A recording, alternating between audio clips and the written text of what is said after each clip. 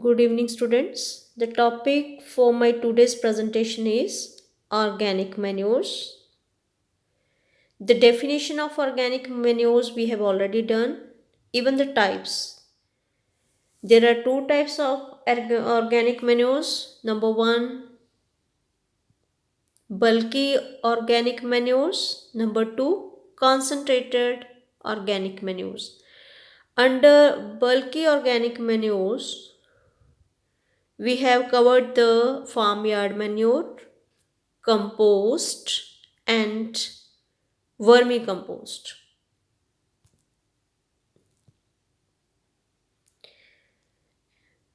So today we will continue the vermicompost, that is the advantages of vermicompost. क्या फ़ायदे हैं vermicompost के?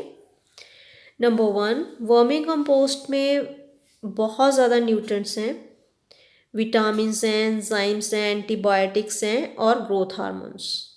Antibiotics क्या है? These are those substances which kill the harmful microorganisms. So it gives disease resistance to plants. And next one is vermicompost help in the fixation of nitrogen and phosphorus solubilization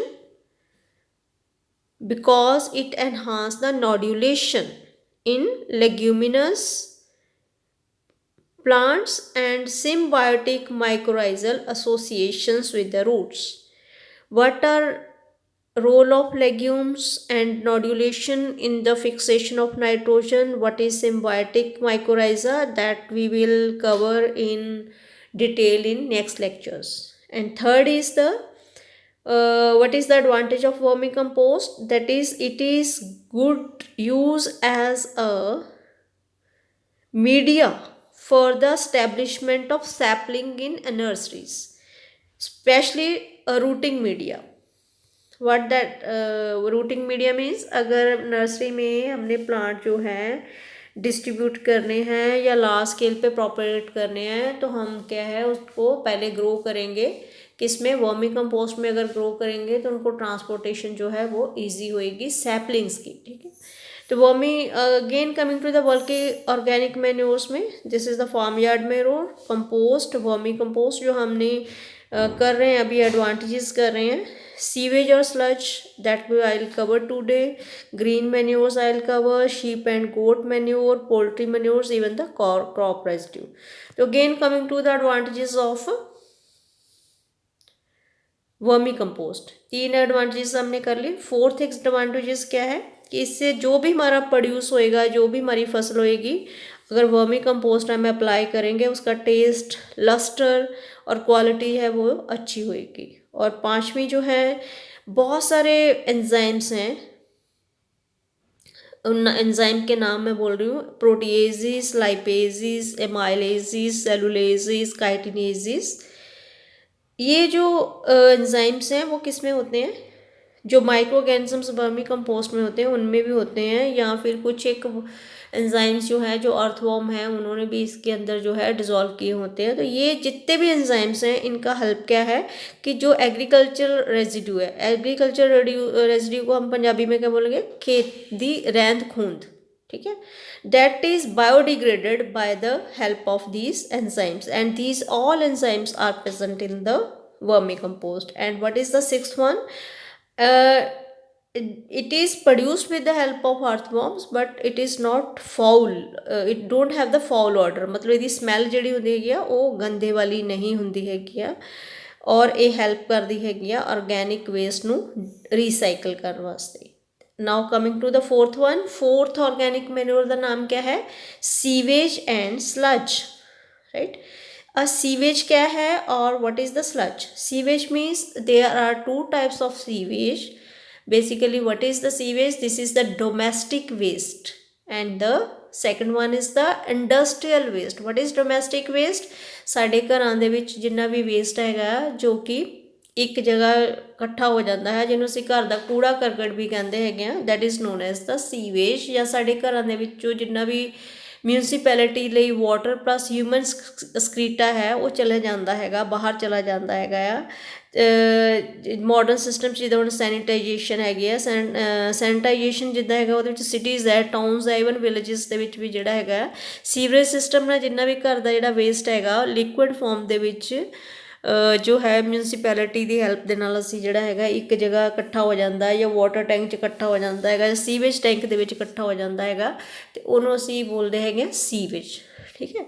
ਔਰ sewage ਅਗਰ ਉਹਨੂੰ ਅਸੀਂ ਕਾਫੀ ਦੇਰ ਲਈ ਪਿਆ ਰਹਿਣ ਦਈਏ ਤਾਂ ਉਹਦੇ 'ਚ ਕੀ ਹੁੰਦਾ ਹੈਗਾ, ਜਿਹੜਾ ਵਾਟਰ ਪਾਰਟ ਹੈਗਾ ਉੱਪਰ ਰਹਿ ਜਾਂਦਾ ਹੈਗਾ, ਔਰ ਨੀਚੇ ਕਿਹੜਾ ਪਾਰਟ ਆਏਗਾ, that is the solid part. ਠੀਕ ਹੈ। ਹੈਵੀ ਪਾਰਟ ਜਿਹੜਾ ਹੈਗਾ ਉਹ ਸੈਟਲ ਹੋ ਜਾਏਗਾ, ਔਰ ਲਿਕੁਇਡ ਪਾਰਟ ਜਿਹੜਾ ਹੈਗਾ ਉਹ ਉੱਪਰ ਇੱਕ ਲੇਅਰ ਬਣਾ ਲੇਗਾ, ਔਰ ਹੈਵੀ ਪਾਰਟ ਜੋ ਨੀਚੇ ਸੈਟਲ ਹੋ ਗਿਆ ਉਹਨੂੰ ਅਸੀਂ ਸੋਲਿਡ ਪਾਰਟ ਬੋਲਾਂਗੇ, ਔਰ ਇਸ ਪ੍ਰੋਸੈਸ ਨੂੰ ਆਪਾਂ ਕੀ ਬੋਲਾਂਗੇ, ਸੈਡੀਮੈਂਟੇਸ਼ਨ। ਔਰ ਸੈਡੀਮੈਂਟੇਸ਼ਨ ਦੇ ਨਾਲ ਜਿਹੜਾ ਨੀਚੇ ਸੋਲਿਡ ਪਾਰਟ ਸੈਟਲ ਹੋ ਗਿਆ ਉਹਨੂੰ ਅਸੀਂ ਸਲੱਜ ਬੋਲਣਾ ਹੈ, and that sludge is used as a organic manure in the field to enhance the fertility of the soil.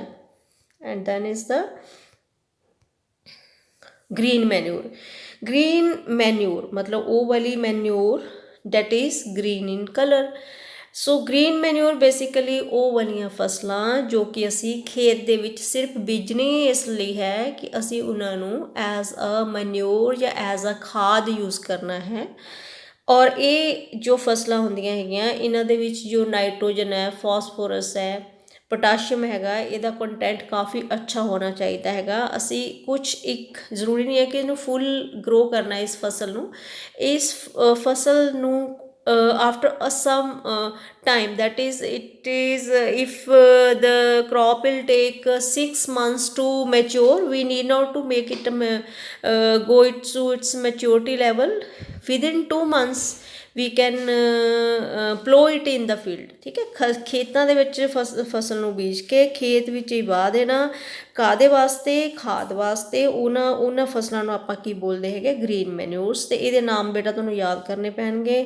Green ਮੈਨਿਊਰਸ ਜਿਹੜੀਆਂ ਹੁੰਦੀਆਂ ਹੈਗੀਆਂ undecomposed plant material used as manure, that is known as the green manure.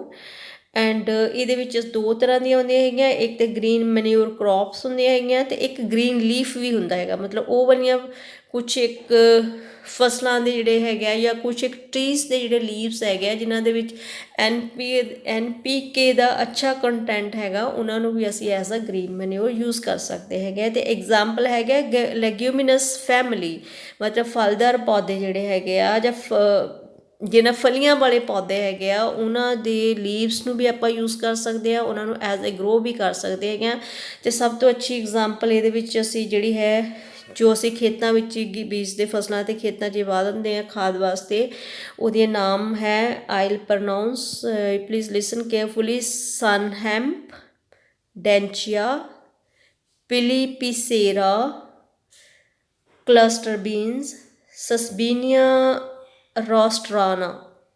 So these are the green manure crops. ਠੀਕ ਹੈ। ਔਰ ਇਹਦੇ ਵਿੱਚ NPK content ਕਾਫੀ ਅੱਛਾ ਹੁੰਦਾ ਹੈਗਾ। ਇਹਦਾ ਸਾਇੰਟੀਫਿਕ ਨੇਮ ਕਿਆ ਹੈ ਸਨ ਹੈਂਪ ਦਾ, that is Crotalaria yuansia, and Susbenia aculeata is the dencha, and Susbenia is the Susbenia sapiosea.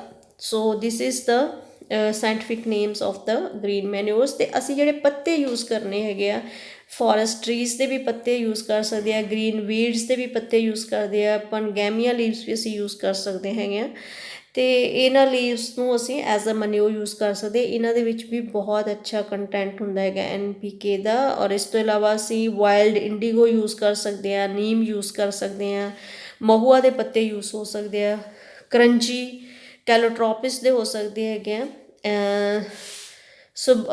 ਸੁਬਾਬੂਲ ਦੇ ਯੂਜ਼ ਹੋ ਸਕਦੇ ਆ। ਅਤੇ ਕੁਛ ਇੱਕ ਸ਼ਰਬਸ ਜਿਹੜੀਆਂ ਹੈਗੀਆਂ ਉਹਨਾਂ ਨੂੰ ਵੀ ਅਸੀਂ ਯੂਜ਼ ਕਰ ਸਕਦੇ ਹੈਗੇ ਕਾਹਦੇ ਵਾਸਤੇ, ਗ੍ਰੀਨ ਮੈਨਿਊਰਸ ਵਾਸਤੇ। ਅਤੇ ਇਹਦੇ ਨਾਲ ਕੀ ਹੋਏਗਾ, ਇੱਕ ਤਾਂ ਇਨਵਾਇਰਮੈਂਟ ਫਰੈਂਡਲੀ ਹੈਗੀਆਂ ਕਿਉਂਕਿ ਅਸੀਂ ਅਗਰ ਔਰਗੈਨਿਕ ਫਾਰਮਿੰਗ ਦੀ ਗੱਲ ਕਰਨੀ ਹੈ ਅਤੇ ਹਮੇਸ਼ਾ ਜੋ ਹੈ ਇਹਦੇ ਵਿੱਚ ਕੋਈ ਵੀ ਕੈਮੀਕਲ ਨਹੀਂ ਹੋਣਾ ਚਾਹੀਦਾ ਹੈਗਾ। ਸੋ ਗ੍ਰੀਨ ਮੈਨਿਊਰ ਨੂੰ ਅਸੀਂ ਐਜ਼ ਅ ਮੈਨਿਊਰ ਜੋ ਹੈ ਜੋ ਔਰਗੈਨਿਕ ਮੈਨਿਊਰ ਹੈ ਉਹਨੂੰ ਅਸੀਂ ਕ੍ਰੌਪਸ ਨੂੰ ਯੂਜ਼ ਕਰ ਸਕਦੇ ਹੈਗੇ।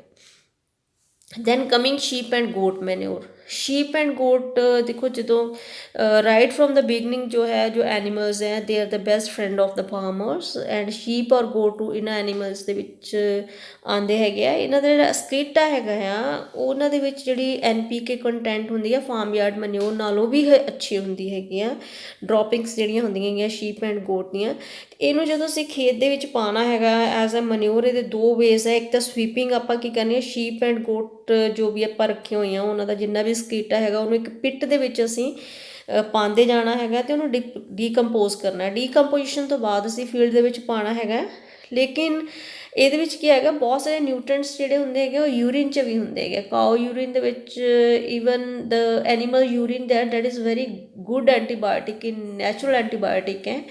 ਅਗਰ ਯੂਰਿਨ ਨੂੰ ਅਸੀਂ ਐਜ਼ ਸੱਚ ਯੂਜ਼ ਕਰਦੇ ਐਜ਼ ਏ ਮਨਿਓਰ ਅਤੇ ਇਹਦੇ ਵਿੱਚ ਫਸਲਾਂ ਨੂੰ ਜੋ ਹੈ ਬਹੁਤ ਸਾਰੀਆਂ ਬੈਕਟੀਰੀਅਲ ਐਂਡ ਵਾਇਰਲ ਡਿਜ਼ੀਜ਼ਸ ਜਿਹੜੀਆਂ ਹੈਗੀਆਂ ਉਹ ਨਹੀਂ ਹੁੰਦੀਆਂ ਹੈਗੀਆਂ। ਅਤੇ ਇਸ ਯੂਰਿਨ ਨੂੰ ਅਗਰ ਡਾਇਰੈਕਟਲੀ ਅਸੀਂ ਅਪਲਾਈ ਕਰਦੇ ਹੈਗੇ ਹਾਂ, ਠੀਕ ਹੈ। ਸੈਕਿੰਡ ਮੈਥਡ ਦੇ ਨਾਲ ਅਸੀਂ ਕੀ ਕਰਨਾ ਹੈਗਾ, ਡਾਇਰੈਕਟ ਆਪਾਂ ਅਪਲਾਈ ਕਰਦੇ। ਇਸ ਮੈਥਡ ਨੂੰ ਅਸੀਂ ਕਹਿੰਦੇ ਹੈਗੇ ਸ਼ੀਪ ਪਿਨਿੰਗ, ਔਰ ਇਹਦੇ ਵਿੱਚ ਆਪਾਂ ਸ਼ੀਪ ਐਂਡ ਗੋਟ ਜਿਹੜੀ ਹੈਗਾ ਉਹਨਾਂ ਨੂੰ ਜੋ ਸਟਰੇ ਕਰਦੇ ਹੈਗੇ ਆ ਕਿ ਅਸੀਂ ਓਵਰਨਾਈਟ ਜਿਹੜਾ ਹੈਗਾ ਉਹਨੂੰ ਖੇਤਾਂ 'ਚ ਹੀ ਬੰਨ੍ਹ ਦਈਏ ਅਤੇ ਜਾਂ ਖੇਤਾਂ ਵਿੱਚ ਉਹਨਾਂ ਨੂੰ ਰੱਖੀਏ ਅਤੇ ਉਹਦੇ ਨਾਲ ਜਿਹੜਾ ਯੂਰਿਨ ਐਂਡ ਫੀਕਲ ਮੈਟਰ ਜਿਹੜਾ ਹੈਗਾ ਉਹ ਸੋਇਲ 'ਚ ਐਡ ਹੁੰਦਾ ਰਹੇਗਾ। ਔਰ ਇਹਨੂੰ ਅਸੀਂ ਮਿਕਸ ਕਿੱਦਾਂ ਕਰਨਾ, ਅਸੀਂ ਹੈਰੋਇੰਗ ਕਰ ਸਕਦੇ ਹਾਂ ਕਲਟੀਵੇਟਰ ਦੇ ਨਾਲ, ਜਿਹੜਾ ਹੈਗਾ ਰਨਿੰਗ ਬਲੇਡ ਹੈਰੋ ਦੇ ਨਾਲ ਜਾਂ ਕਲਟੀਵੇਟਰ ਦੇ ਨਾਲ ਅਸੀਂ ਇਹਨੂੰ ਪਲੋ ਕਰ ਸਕਦੇ ਹਾਂ ਜਾਂ ਇਹਨੂੰ ਮਿਕਸ ਕਰ ਸਕਦੇ ਹੈਗੇ ਸਕੀਟਾ ਨੂੰ ਸੋਇਲ ਦੇ ਵਿੱਚ, ਔਰ ਉਹਦੇ ਨਾਲ ਸੋਇਲ ਦੀ ਫਰਟੀਲਿਟੀ ਜਾਂ ਲੈਂਡ ਦੀ ਫਰਟੀਲਿਟੀ ਜਿਹੜੀ ਹੈਗੀ ਉਹ ਐਨਹਾਂਸ ਹੋਏਗੀ। ਔਰ ਪੋਲਟਰੀ ਮਨਿਊਰਸ, ਪੋਲਟਰੀ ਦਾ ਮਤਲਬ ਹੁੰਦਾ ਬਰਡਸ, ਔਰ ਬਰਡਸ ਦਾ ਸਕੀਟਾ ਜਿਹੜਾ ਹੁਣ ਤੱਕ ਜਿੰਨੀ ਵੀ ਰਿਸਰਚ ਹੋਈ ਹੈਗੀ ਉਹਦੇ ਵਿੱਚ ਇਹ ਪਾਇਆ ਗਿਆ ਹੈ ਕਿ ਬਰਡ ਦਾ ਸਕੀਟਾ ਦੀ ਜਿਹੜੀ ਤੋਂ ਬਣਾਈ ਹੋਈ ਜਿਹੜੀ ਖਾਦ ਹੈਗੀ ਉਹਦੇ ਰਿਜ਼ਲਟ ਬਹੁਤ ਅੱਛੇ ਆ ਰਹੇ ਹਨ। ਔਰ ਇਹਨਾਂ ਦੇ ਵਿੱਚ ਜਿਹੜੀ ਹੈਗੀ ਆ ਨਾਈਟ੍ਰੋਜਨ ਜਿਹੜੀ ਹੈਗੀ ਆ, ਜੇ ਇਹਨੂੰ ਅਸੀਂ ਸਕੀਟਾ ਨੂੰ ਇੱਦਾਂ ਹੀ ਬਾਹਰ ਛੱਡ ਦੇਵਾਂਗੇ ਪਿਆ ਰਹੇਗਾ ਤਾਂ ਉਹਦੇ ਵਿੱਚ ਜਿਹੜੀ ਨਾਈਟ੍ਰੋਜਨ ਹੈ 50% ਜਿਹੜੀ ਹੈਗੀ ਆ 1 ਮਹੀਨੇ ਦੇ ਅੰਦਰ ਅੰਦਰ ਉਹ ਲੋਸਟ ਹੋ ਜਾਂਦੀ ਹੈਗੀ ਹੈ। ਇਸ ਲਈ ਕਿਉਂਕਿ ਇਹ 'ਚ ਨਾਈਟ੍ਰੋਜਨ ਅੱਛਾ ਹੁੰਦਾ ਹੈ, ਫੋਸਫੋਰਸ ਹੁੰਦਾ ਹੈਗਾ ਬਾਕੀ ਸਾਰੀਆਂ ਮੈਨਿਊਰਸ ਦੇ ਨਾਲੋਂ, ਅਤੇ ਸਾਨੂੰ ਕਿਆ ਹੈ ਇਹਨੂੰ ਯੂਜ਼ ਕਰਨਾ ਚਾਹੀਦਾ। ਇਮੀਡੀਏਟਲੀ ਅਸੀਂ ਯੂਜ਼ ਕਰਕੇ ਸੋਇਲ ਦੀ ਫਰਟੀਲਿਟੀ ਨੂੰ ਐਨਹਾਂਸ ਕਰ ਸਕਦੇ ਹਾਂ। ਅਤੇ ਲਾਸਟ ਹੈਗਾ ਸਾਡੇ ਕੋਲ ਕ੍ਰੌਪ ਰੈਜ਼ੀਡਿਊ।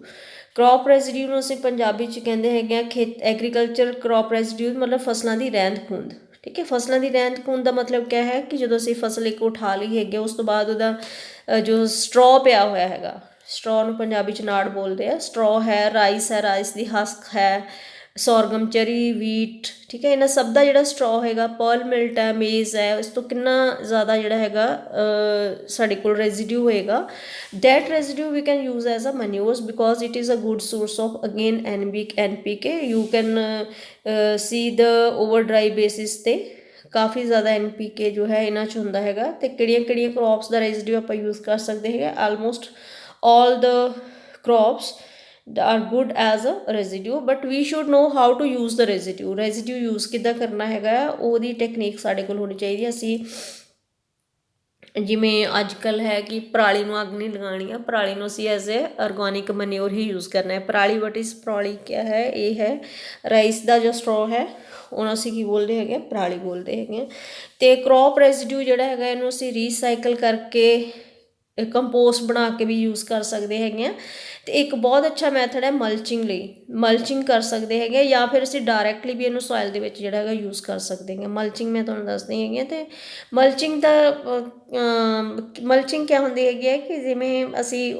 ਰੇਜ਼ਡ ਬੈਡ ਕ੍ਰੌਪਸ ਕੁਛ ਹੁੰਦੀਆਂ ਜਾਂ ਵੈਜੀਟੇਬਲਸ ਨੂੰ ਅਸੀਂ ਰੇਜ਼ਡ ਬੈਡ 'ਤੇ ਲਗਾਉਣਾ ਹੈਗਾ, ਤਾਂ ਉਹਦੇ ਵਿੱਚ ਜੋ ਮੋਇਸਚਰ ਕੰਟੈਂਟ ਹੈਗਾ ਸੋਇਲ ਦਾ ਵਿਦ ਟਾਈਮ, ਤੁਸੀਂ ਐਕਸਪੋਜ਼ਡ ਖੇਤ ਦੇ ਵਿੱਚ ਆਪਾਂ ਲਗਾਇਆ ਹੋਇਆ ਹੈਗਾ ਅਤੇ ਮੋਇਸਚਰ ਕੰਟੈਂਟ ਜਿਹੜਾ ਹੈਗਾ ਉਹ ਘੱਟ ਜਾਂਦਾ ਹੈ। ਮੋਇਸਚਰ ਕੰਟੈਂਟ ਨੂੰ ਮੇਨਟੇਨ ਕਰਨ ਵਾਸਤੇ ਅਸੀਂ ਮਲਚਿੰਗ ਕਰਦੇ ਹੈਗੇ ਹਾਂ, ਮਤਲਬ ਅਸੀਂ ਆਪਣਾ ਬੈੱਡ ਜੋ ਬਣਾਇਆ ਹੋਇਆ ਹੈਗਾ ਰੇਜ਼ਡ ਬੈੱਡ ਹੈ ਉਹਨੂੰ ਅਸੀਂ ਢੱਕਣਾ ਹੁੰਦਾ ਹੈ। ਅਤੇ ਅੱਜ most of the field farmers ਕੀ ਜੋ ਮਲਚਿੰਗ ਜਾਂ ਨਿਊ ਆਈਡੀਆਜ਼ ਅਡੋਪਟ ਕਰ ਰਹੇ ਆ ਜਾਂ ਨਵੀਂ ਮਾਡਰਨ ਖੇਤੀ ਕਰ ਰਹੇ ਹੈਗੇ, ਅਤੇ ਉਹ ਪਲਾਸਟਿਕ ਸ਼ੀਟ ਯੂਜ਼ ਕਰਦੇ ਹੈਗੇ ਆ। ਅਤੇ those sheets are not allowed according to environmental rules because that plastic is not good for the environment. So now farmers are shifting to the this residue, crop residue ਨੂੰ ਅਗਰ ਅਸੀਂ ਮਤਲਬ ਆਪਣਾ ਜੋ ਵੀ ਆਪਣੀ ਫਸਲ ਹੈ ਉਹਨੂੰ ਲਗਾ ਕੇ ਰੇਜ਼ਡ ਬੈਡ ਦੇ ਉੱਪਰ ਅਗਰ ਉਹਨੂੰ ਅਸੀਂ ਪਰਾਲੀ ਨਾਲ ਢੱਕ ਦਿੰਦੇ ਹਾਂ ਜਾਂ ਫਿਰ ਰੇਜ਼ਡ ਬੈਡ ਨਾਲ ਢੱਕ ਦਿੰਦੇ, ਉਹਦੇ ਨਾਲ ਇਹਦੀ ਨਾੜ ਨਾਲ ਢੱਕ ਦਿੰਦੇ ਹੈਗੇ, ਤਾਂ ਉਹਦੇ ਨਾਲ ਸਾਡਾ ਕੀ ਹੋਏਗਾ, ਸਾਡੀ ਜਿਹੜੀ ਫਸਲ ਹੈਗੀ ਆ ਉਹਦਾ ਮੋਇਸਚਰ ਕੰਟੈਂਟ ਜਿਹੜਾ ਹੈਗਾ ਉਹ ਵਧੀਆ ਰਹੇਗਾ, ਉਹਦੀ ਜਰਮੀਨੇਸ਼ਨ ਅੱਛੀ ਹੋਏਗੀ, ਟੈਂਪਰੇਚਰ ਮੇਨਟੇਨ ਹੋਏਗਾ ਅਤੇ ਗਰੋਥ ਜਿਹੜੀ ਹੈਗੀ ਆ ਉਹ ਵਧੀਆ ਰਹੇਗੀ ਅਤੇ ਯੀਲਡ ਜਿਹੜੀ ਹੈਗੀ ਉਹ ਅੱਛੀ ਆਏਗੀ। ਸੋ ਕ੍ਰੌਪ ਰੈਜ਼ੀਡਿਊ ਦੇ ਬਹੁਤ ਫਾਇਦੇ ਨੇ ਜਿਹੜੇ ਮੈਂ ਤੁਹਾਨੂੰ ਦੱਸ ਦਿੱਤੇ ਨੇ। ਔਰ ਇਸ ਤੋਂ ਇਲਾਵਾ ਜੋ ਹੈ ਅਸੀਂ ਟੋਟਲ ਜਿਹੜਾ ਹੈਗਾ ਅੱਜ ਦਾ ਅਗਰ ਮੈਂ ਲੈਕਚਰ ਨੂੰ ਸਮਰਾਈਜ਼ ਕਰਾਂ ਤਾਂ ਅੱਜ ਅਸੀਂ ਬਲਕੀ ਔਰਗੈਨਿਕ ਮੈਨਿਊਰਸ ਜਿਹੜਾ ਹੈਗਾ ਉਹਨੂੰ ਕੰਪਲੀਟ ਕੀਤਾ ਹੈਗਾ। Farmyard manure last lecture ਮੇਰੀ 'ਚ ਹੈ, ਕੰਪੋਸਟ ਹੈ, ਵਰਮੀ ਕੰਪੋਸਟ ਹੈ।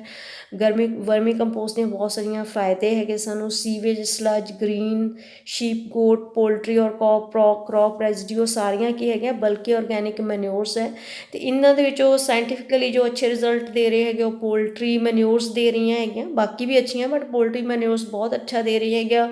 ਵਰਮੀ ਕੰਪੋਸਟ ਜੋ ਹੈ ਉਹਨੂੰ ਅਸੀਂ ਸੈਪਲਿੰਗਸ ਜੋ ਹੈ ਉਹਦੀ ਰੂਟਿੰਗ ਵਾਸਤੇ ਜਾਂ ਉਹ ਯੂਜ਼ ਕਰਦੇ ਹੈਗੇ, ਉਹਨੂੰ ਇੱਕ ਜਗ੍ਹਾ ਤੋਂ ਦੂਜੀ ਜਗ੍ਹਾ ਲਿਜਾਣ ਲਈ ਜਾਂ ਨਰਸਰੀਜ਼ ਦੇ ਵਿੱਚ ਜਿੰਨੇ ਵੀ ਛੋਟੇ ਪਲਾਂਟਸ ਹੈ ਉਹਦੇ ਵਾਸਤੇ ਯੂਜ਼ ਕਰਦੇ। ਲੇਕਿਨ ਵਰਮੀ ਕੰਪੋਸਟ ਦੀ ਜਗ੍ਹਾ ਅੱਜ ਕੱਲ੍ਹ ਜਿਹੜੀ ਹੈਗੀ ਆ cocopeat is more preferred nowadays, so we should go for the cocoa also.